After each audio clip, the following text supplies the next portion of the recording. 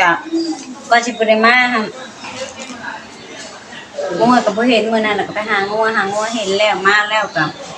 แบบไปส่งหมอส่งนั่นที่เฮายืมวันนั้นแหละไปเรียกนั่นแหละก็เว้าง่ายๆมื้อนั้นน่ะมื้อเกิดเหตุนั่นชื่อว่ายืมกันรถเขาฉันจักเพฉันได้ยังบ่ฮู้ฉันได้ทางพวกก็เลยเอ้ารถไถไผน่ะรถไถคนในบ้านแหละยืมของเขาจักเพฉันได้พวกก็ยังบ่ฮู้จะได้เสียเงินอีกพวกเก็บหัวจักทางแยะได้ยังคือว่าแก้ไขให้น้องก็หลายสิ่งหลายอย่างเนาะนั่นแหละมันก็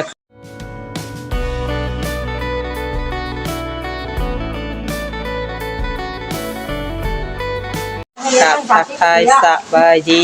พ่อพี่น้องเอ้ยเนาะตอนนี้ก็ทางเฮาอยู่หน้าโรงหมอเนาะมาเยี่ยมทางน้องเตก็ได้พากันนั่งดินนั่งหัวโอ้ลงกันไปยังอันนี้นะของสวยของงามอันนี้อยู่นี่เนาะติมะยะอยู่นี่สบายดีสาวเวียดสบายดีสบายดีสบายดีทั้งเงยนะแซ่บมากบ่นี่ตัดบ่เจ้าก็สิตัดนำบ่ตัดอยู่คำสอนนวดใจให้ว่าดอกบ่มีได้นี่บ่มีเฮาติดถุงได้เว้าดีๆได้เดี๋ยวนี้นะผ้าน้องสาวได้ชัดจรวดจวดจ้ะถามข่อยติมันแต่สิยืมสาวได้แน่มื้อนี้ยืมได้อยู่สาวได้ถือเงินมาหลายบ่ได้ใช้อยู่บ่ได้ใช้อยู่บ่ถึงขั้นว่าหลายทงใหญ่กันพกมาบ่หลายเด้อน้อยนี่ทงไอ้นางนี่จะเบิ่งได้ทงไอ้นางใหญ่ชื่อโทรศัพท์แล้วก็สายสั่งแบตเห็นบ่เปิดเบิ่งดูท่านนี่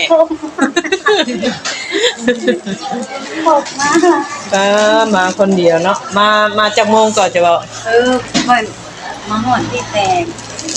พอดี8 โมงตรงบ่8 โมงจ้างรถแต่บ้านเจ้ามาฮอดพี่ได้ซะ70,000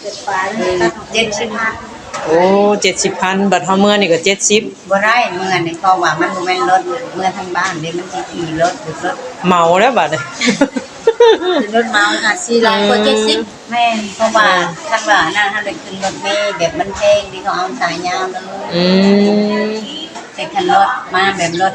สายทางแบบรถมาแต่บ้านเลยก็เขาสิขึ้นเวียงจันทน์เด้เนาะแม่นเขาเอาแบบสายยาวเลยมันก็ใกล้ก็บ่ฮู้แม่นแต่เอาสำนักแม่นประมาณจักโมงบัดสิเมื่อก็ขึ้นบ้านนี่ก็ทางเบิ่งนี่แหละเนาะก็ขึ้นบ้านสิประมาณอยู่2 โมงนี่แหละ2-3 โมงแลงเนาะค่ำกว่าหั่นก็บ่ได้อันว่าค่ำกว่าหั่นก็อย่าบ่ทันรถมันก็สิยากรถลำล่างเนาะแต่รอพังเบิ่งว่าน้องเตเพิ่นเข้าผ่าตัดแล้วเฮาก็กลับบัดนี้เนาะถ้าว่าไปอยู่จังน้องเพิ่นออกมามันก็บ่ได้แต่เพิ่นสิออก8 โมงเนาะคือมันจะง่ายเนาะแม่เอาไปแล้วมันก็บ่ง่ายเพิ่นออกมาในเดินทางน้องเพิ่นเข้าห้องผ่าตัดแล้วเฮาก็มันสิไปอยู่ถ้าเพิ่นออกกับคันว่านอนอยู่พี่ก็จะคุย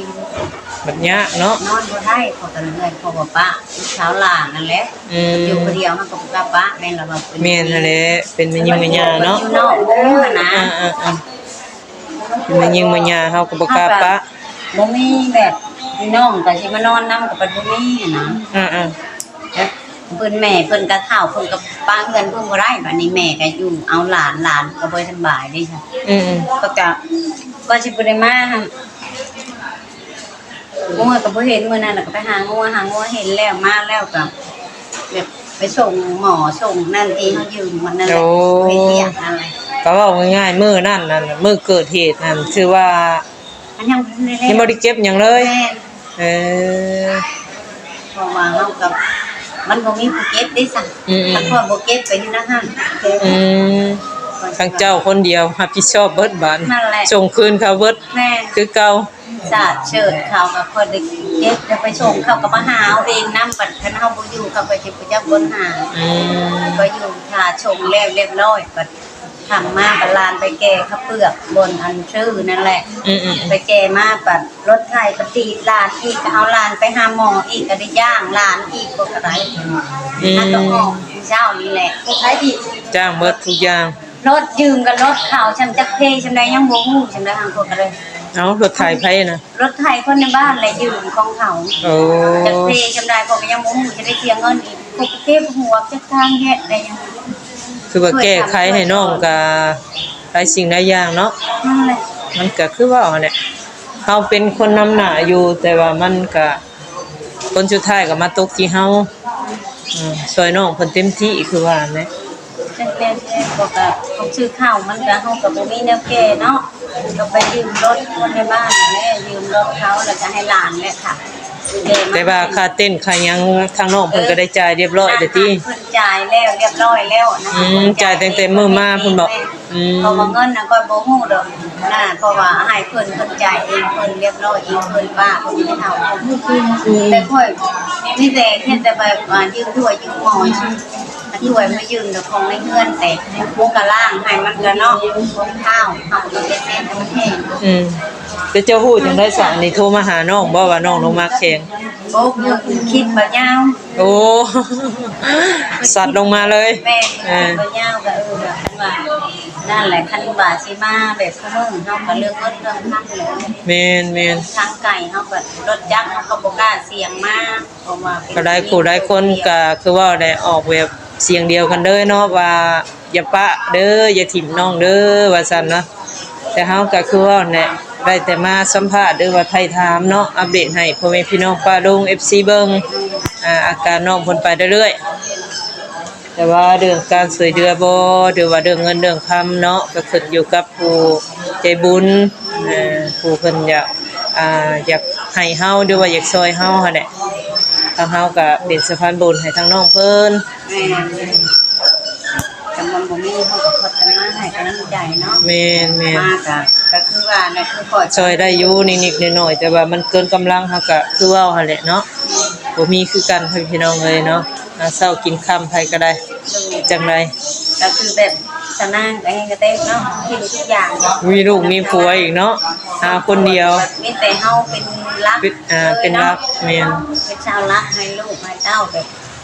ทุกอย่าง เพราะว่าลูกตัวเองก็บ่สบายเลยนี่ก็สิเอาลูกมาแต่ไผอีกให้นำไว้ เป็นหยัง ก็ยังคิดเจ็บหัวอยู่ เป็นไข้ กลางท่านเป็นไข้กระทั่งก็ยากบัดคันเนาะ โดย กระทั่งแบบว่ามันเป็นทางยิงเฮาแบบเป็นแบบเป็นประจำเดือนบ่หายเลย โอ้ได้เลย แม่ เป็นดงแดงบ่ 2 เดือนแล้วนี่ค่ะ เป็นดงแดงนั่นน่ะ พอเจ็บหัวอยู่เดี๋ยวนี้ว่าให้ลงมา เป็นดงแดงเจ้าต้องหาบาทเนาะ หัวเด้อเพราะว่าหัวไว้เพราะว่าคนในบ้านนั้นเขาก็เป็นแต่เขาบ่ได้เป็นเดือนจะมีเดือนเดียวเขาก็ไปตรวจที่มันก็บ่ได้เช่าจะไปกินดีในใช่เขาก็จะไปถามเขาว่าไปดีอยู่ไสนั่นแหละให้ลูกมาแล้วสิเอาลูกไป อืม เฮ็ดเป็นลูกเด้อนั่นแหละลูกก็จอยลงเดี๋ยว คน นี้ สีคักสีแน่เด้นางเอ้ยพุ่นน่ะเป็นตาเฮ็ดนํอยู่ได้อันนี้ ก็ธรรมดาบ่ได้เจ็บเด้อจะว่าอย่าเจ็บบ่ได้เจ็บได้ โอ้แล้วแหละ ยังบ่ยังสิท่าเล็บท่าเลิบเอาอย่างออกหลายอย่างอยู่ดอก เนาะนี่แหละคักอยู่เฮ็ดเด้อเจ้าน่ะมืองามอยู่เด้ บ่เฮ็ดดอก บ่เฮ็ดดอก ข่อยบ่มักเฮ็ดปานใด ข่อยคือกันส่วนใหญ่มีแต่ตัดเองเด้อ ตัดเองท่าเอง มักเฮ็ดปานใดเรื่องเล็บเรื่องนั้นเพิ่นอายุหันโดดที่นึงข่อยเอานั่นแหละตัดอยู่ก็ไปเพิ่นถึงได้ไปทำตัดนะแต่ถ้าบ่ค่อยตัดนะ มีส่วนใหญ่บ่เคยตัด ไม่จะตัดเองอันนั้นแหละนี่มาเยี่ยมน้องเพิ่นมานี่เดี๋ยวจะสิได้มาเมื่อใดอีกเนาะหาเงินหาคันเพิ่นได้เงินได้หยังมาหาเพิ่นอีก เจ้าหาหยังนี่ ไปกันอ้อยนี่ฮะเราไปกันอ้อยชมมือเขาก็ โอ้มื้อละเท่าไหร่ได้ฮะ โอ้ยตะกี้หันว่าว่าก็คิดว่าอ้าวตะกี้คนขึ้นได้หลายแท้คนไปกันอ้อยบัดนี้คนขึ้นได้น้อยแท้ มันเป็นยังไง เดียวว่า เผื่อแห้งมันลงบ่ ก็สิแม่นแล้วว่าตะกี้หันเต็งฮีล่านี่เบิดมื้อเฮาต้องได้150 200 อืม นี่เบิดมื้อได้แต่120 อืม ก็สมัครนะแม่ พอแล้วก็กำลังเฮามันลงแล้วมันเผื่อแห้งเฮาบ่คือเก่า แม่ก็ปืนใส่จนว่าบ่ได้กินข้าวค่ะคือบ่ได้ อืม แล้วก็ตัวเองได้สิลงค่าสดอ้อยไปกินข้าว จังได้ซัมมื้อนี้กินน้ำบ่ข้าวน้ำซ้ำปลา กินแล้วมันแล้วก็ชื่อขนมนี่ ขนมโกะ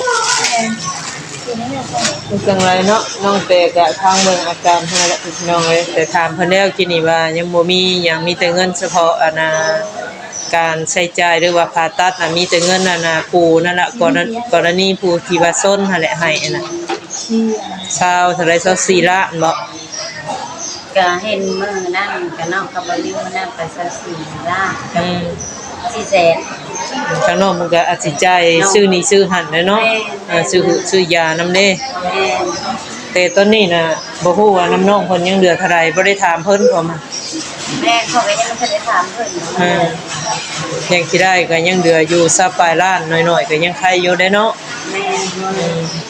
ก็เตรียมเด้ เพื่อนั่นกับยังได้ก็เงินเช้าก็มีได้เพราะว่าเงินมันเดินไปสัก4 ล้านเนาะ แม่น 4 ล้านกับ4 แสนหาพี่น้องเพิ่นมาก็ไปจักมื้อนะ ใช่ลงมาเมื่อวานนี่ บ้า วัน น นี้ตั้งเที่ยงเนาะ มาซื้อนั่นเนาะมาซื้อนั่น ชื่อ แม่น3มื้อนี้ เพิ่นก็ได้ซองมานี่เลยดิ 2-3มื้อนี้แหละ แม่เพราะว่ามื้อนั้นเพิ่นก็มาหมดตั้งเที่ยง แม่น มันจะใส่จ่ายแต่ละมื้อเนาะ ก็ถือว่าดีแล้วล่ะน้องเพิ่นมาอยู่นี่ก็ถือว่าอาการเพิ่นก็ดีกว่าเก่าพี่น้องเอ้ยคือสิบ่เจ็บบ่ปวดปานใดบัดนี้ก็คือว่าแหละก็ติดตามเบิ่งเรื่อยๆเนาะทาง FC ปาดงก็ได้การน้องเตเพิ่นเป็นอะไรเพิ่นพี่น้องเอ้ยสิผ่านบ่เนาะก็ใส่ใจเงินคำนี่แหละเฮาก็จักสิว่าแนวใด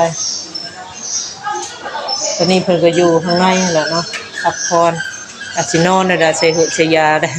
แล้วมันพากันออกมานั่งเล่นเนาะ เฮาก็เลยมานั่งเด่นกันพอดีสาวเวียดเฮามาเต็มเล็บให้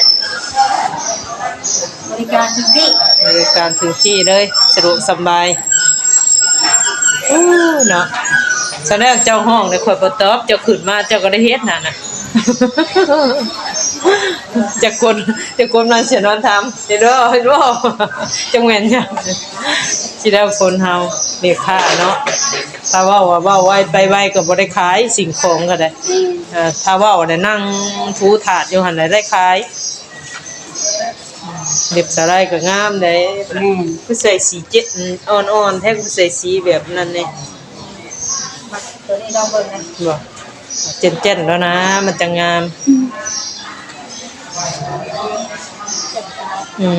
เพิ่นสิว่า จังได๋ แม่ก็เพิ่นสิว่าจะหาลูกหาบ่อยว่าบ่ได้ อ้าวบ่เกี่ยวเด้เนาะไอ้นางแต่งตัวว่าหาผัวเนาะมันก็บ่มีไผแต่งแล้วเฮ้ยเว้า จ้ามันคือกันว่าแต่สีสันเนาะเฮ็ดเพื่อนมันว่าง่ายก็คือมันจะดีมันจะ คือก็ดีเทื่อน ผู้อยากแต่งตะลิงเนาะเว้ยนะอันมีใบชาว่าต้องให้ก้อนแน่ได้จะหายมือมันเห็นก่อนพอมือเม็ดมันเปียก โอ้เราเปิดกระเป๋าได้ส่งแม่กระเป๋าใหญ่เนาะ เดี๋ยวโอ้แผนการประชุมครั้งเนาะแผนการจะเบิ่งกระเป๋าไว้นะ โยธรรมดา ขอบใจเด้อ เด้อเด้ ขอบใจแล้วโอ้เดี๋ยวไว้แท้เนาะ มือนี่มันสบายดีจะไปที่ได้พี่น้อง งามเนาะงามหลาย น้ำลายน้ำ พี่น้องเอ้ยเนาะรักสวยรักงามมันก็เกี่ยงปะด้อย ตะเกียงแบบมัน ตัดหนอตัดหนังออกหนังโปะหนังโป่งเนาะโอเคสำหรับพี่น้องเลยเนาะโอลมทางเวียดนามใครถามเรื่องน้องเตโอ้คุยกันไปเนาะจังได๋คลิปนี้ก็สิได้ขอจบคลิปก่อนเนาะสบายดีโดย